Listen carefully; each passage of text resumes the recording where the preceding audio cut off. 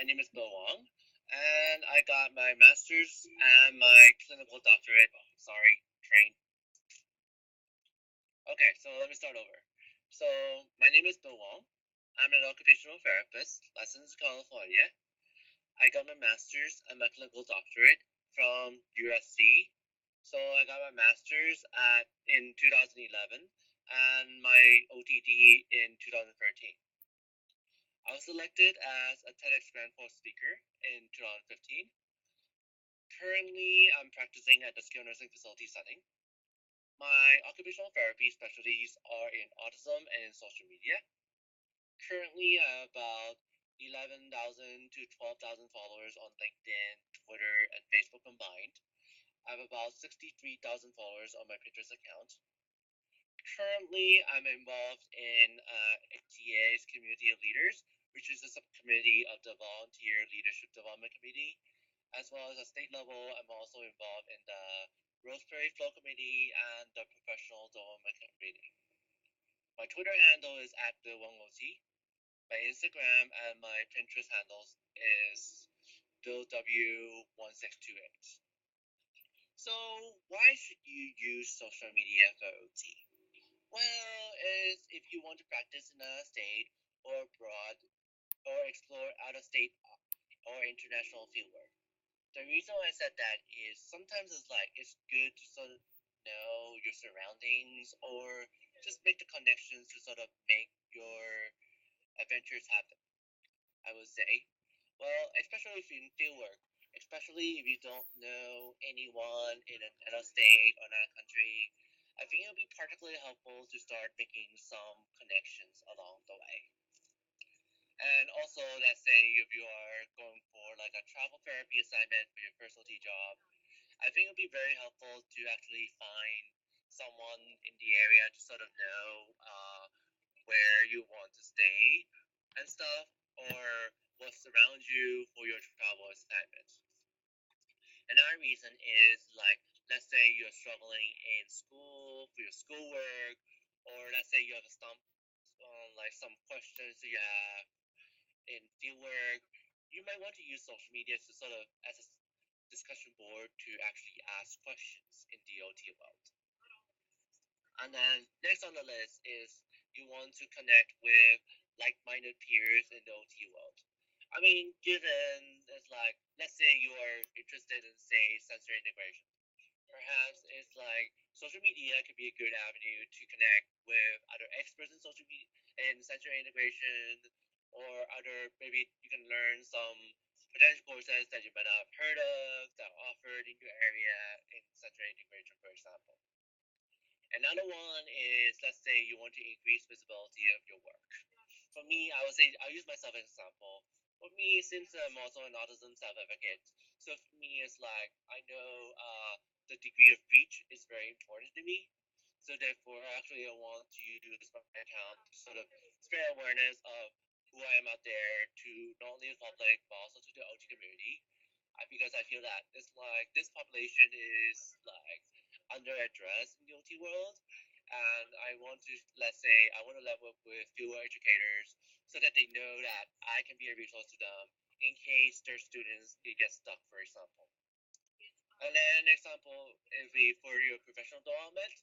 I know on Twitter there's a recent trend where a lot of the attendees they post a lot of the highlights of the conference during the conference time. And I think that is an awesome way. Let's say you don't have enough money, you're a poor college student, and you couldn't go to an AOTA conference. Well, Twitter has now served as an avenue to actually get you caught up with the highlights of the conference, for example. And then next on the list is you want to get advice for rare cases at fieldwork or as clinicians. Well, let's say for me, I know there was a case I handled before at a sniff, and the person has Guillain-Barré syndrome, for example. And I know it's like I asked around IoTs or other PTs on the team, and they said, so, "Oh, this is the first case we ever encountered a sniff." So therefore, it's like, okay, given that we don't really have an idea what to do, for example.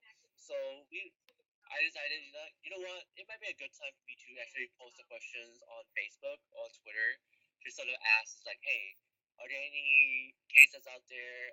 What interventions that have been done, for example? And then next on the list, let's say you want to present at a conference and you don't want to go at it alone. So it would be helpful to actually find some partners to actually do some research or doing some conference presentations together. I know one of the presentations I've done in my career is to with two OT students at the time in the UK. Now they're licensed right now, so we actually collaborate on like how to use social media for professional development. So actually, I found those two OT students in the UK, and we actually put together a presentation. So next question I have, I know a lot of people will ask is, should I do one account or should I do separate? Well, I would say there's no right or wrong answer to that. One is definitely your personal preference. It depends on how much time you really have, of course, because I know the more accounts you try to manage, there's like less time you have to manage to each account. And also like how open you are to discuss let's say your personal stuff on social media, not professional related, or if you want to like, hey, you have one for like connecting with friends and family, and then one you want strictly to connect with professionals, for example. And then next on the list is who you really want to connect with professionally. For me, given I'm an autism self advocate, I would say is that for me, because not only I want to connect with OT professionals, but I also want to connect with other disability advocates. So therefore, my style is a little bit more open and more public than say some OT professionals would like. And then next on the list is how you want to engage your available resources. I say that is because let's see, when I read this point, sometimes it's like let's say you are someone who likes to write a long detailed message, or like you want to share something that is like very long and detailed, then obviously Twitter is not a very good avenue unless it's like your Twitter account is mainly a link to your blog or to your Facebook page or to other stuff that are out there, for example. Or sometimes it's like, let's say it's like, oh, okay, I'm not comfortable with using social media example. However, I do want to use some some form of social media to collect treatment ideas. So therefore, something maybe like Pinterest could be perfect for you. Next on the list is what platforms should I choose? Well, I guess the questions I will ask back is, hold on, train.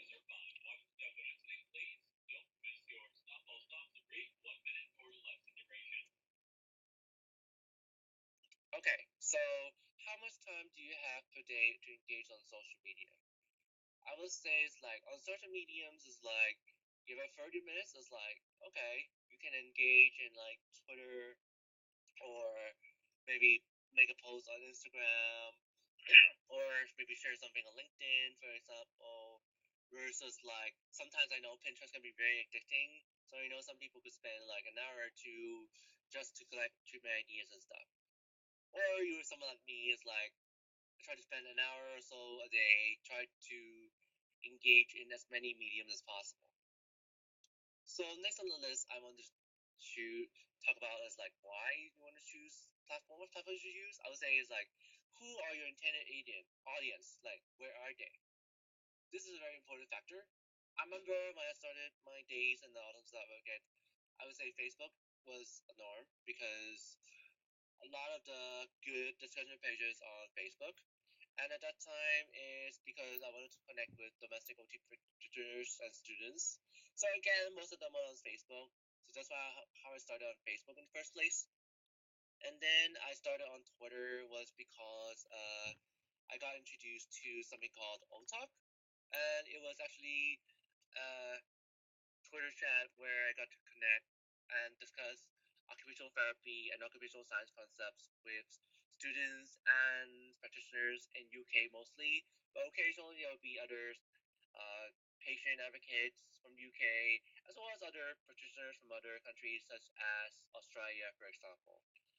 So therefore, I actually use my Twitter medium to engage in that kind of audience. And next on the list is what OT-related resources you want to engage in. I will say it's like, if for me it's like, hey, I want to collect more Pinterest, more Twitter ideas. Therefore, it's like, maybe I want to use Pinterest a little bit more because I know Pinterest has a lot of ideas out there. And next on the list is what your roles in OT outside of being clinicians or students. Let's see.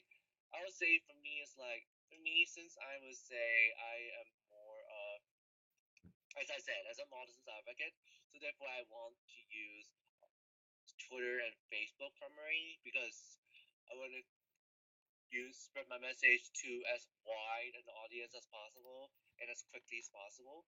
So therefore, that's why I use those two, for example. And next on the list is how do you build your online presence in OT? I would say whenever people ask me that question, I would say is one is definitely discover what makes you special. For me is the fact that I'm autism self-advocate, so that's the fact that I'm also an OT, so that's what makes me special. And I know my ex-classmate, my multi-blog, her name is Christy Cali. And at that time, I think she was like towards the end of her level 2 fieldwork, final level 2 fieldwork, she was actually pregnant with her first child. So, and she happened to also be an OT student who was interested in pediatric at the time already.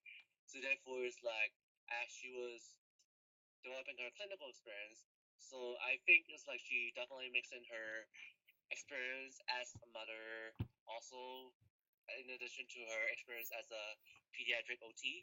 So therefore, she developed a lot of early intervention related resources related to OT because of it. And the next on the list is definitely engage frequently with quality content, especially with your intended audience. The reason I say that is I see some OT.